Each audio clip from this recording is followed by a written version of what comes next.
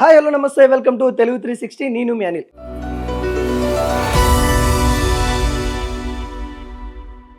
సినీ ఇండస్ట్రీలో ఈడీ కల్లోలం. గతంలో బెట్టింగ్ యాప్ ప్రమోషన్ చేసిన వాళ్ళకి గతంలోనే మరోసారి ఈడీ కూడా మరి నోటీసులు అయితే నిన్న పంపించడం అయితే జరిగింది. ముఖ్యంగా విజయ్ దేవరకొండ, దగ్గుపాటి రానా, ప్రకాష్ రాజ్, మంచు లక్ష్మి వీళ్ళ పేర్లు అయితే కనబడతా ఉంది. ఆగస్టు 6 తర్వాత ఈడీ విచారణకి ఖచ్చితంగా రావాల్సిందే అన్నట్టుగా కరాఖండిగా తెలిపినట్టు కనబడతా ఉంది. అదేవిధంగా మంచు లక్ష్మితో పాటు శ్రీనిధి, నిధి అగర్వాల్, అనన్య, నాగల్ల వీళ్ళ పేర్లు కూడా ప్రధానంగా అయితే వినబడతా ఉంది. బెట్టింగ్ యాప్ వల్ల చాలా మంది మోసపోయారు, బెట్టింగ్ వల్ల మనీ లాండరీ జరిగింది, బెట్టింగ్ వల్ల అనేక కోణాల్లో డబ్బులు ట్రాన్సాక్షన్స్ అయినాయి. వీళ్ళ ఏదైతే ట్రాన్సాక్షన్ ద్వారా చాలా మందికి ఇబ్బంది కలిగింది, వీళ్ళు చేసిన ప్రమోషన్ వల్ల చాలా మంది ప్రాణాలు కోల్పోయారు అన్నట్టుగా ఏదైతే కేసు నమోదైందో దానిలో భాగంగానే ఇందులోకి ఈడీ కూడా ఎంటర్ అయితే ఇవ్వడం అయితే జరిగింది. ఈడీ మరి నోటీసులు అయితే నిన్న సోమవారం రోజు అయితే వాళ్ళకైతే పంపించడం అయితే జరిగింది. ముఖ్యంగా విజయ్ దేవరకొండ కావచ్చు, దగ్గుపాటి రానా కావచ్చు, ప్రకాష్ రాజ్ కావచ్చు, వీళ్ళు కీలకంగా తెలుగు ఇండస్ట్రీలో అయితే ఇప్పటివరకు అయితే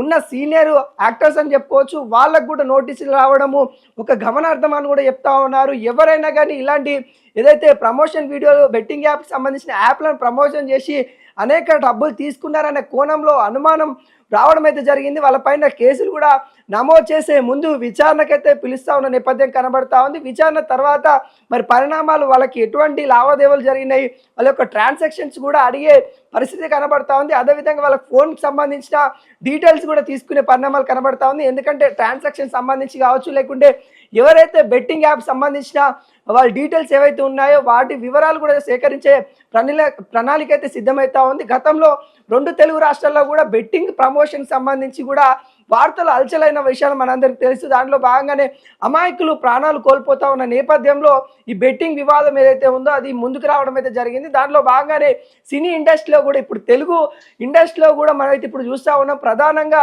సీనియర్ యాక్టర్లు అని చెప్పుకుంటా ఉన్నాం. అలాంటి వాళ్ళకు కూడా బెట్టింగ్ యాప్ సంబంధించి నోటీసులు కూడా రావడం అయితే గమనార్థం అన్నట్టుగా మనకైతే చెప్తా ఉన్నారు. గతంలో కూడా నోటీసులు వచ్చినాయి, కానీ ఇప్పుడు ఖచ్చితంగా విచారణకు రావాల్సి ఉంటుంది. గతంలో నోటీసులు వచ్చినప్పుడు వాళ్ళు మాకు సినిమా ఏదైతే డేట్స్ ఉన్నాయి అవి రావడానికి కుదరట్లేదు, మరోసారి వస్తామని వాళ్ళు వినిపించుకునే పరిస్థితి కనబడ్డది.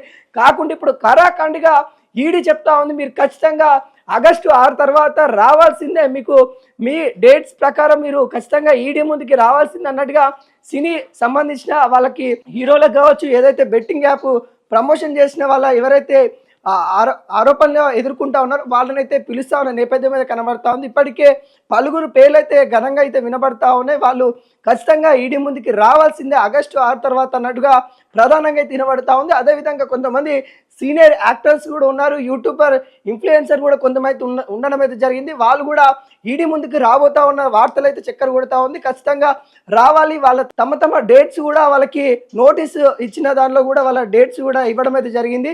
ఆ డేట్స్ ప్రకారం ఖచ్చితంగా వచ్చి మాకు సహకరించాలన్నట్టుగా ఈడీ కోరుతా ఉంది.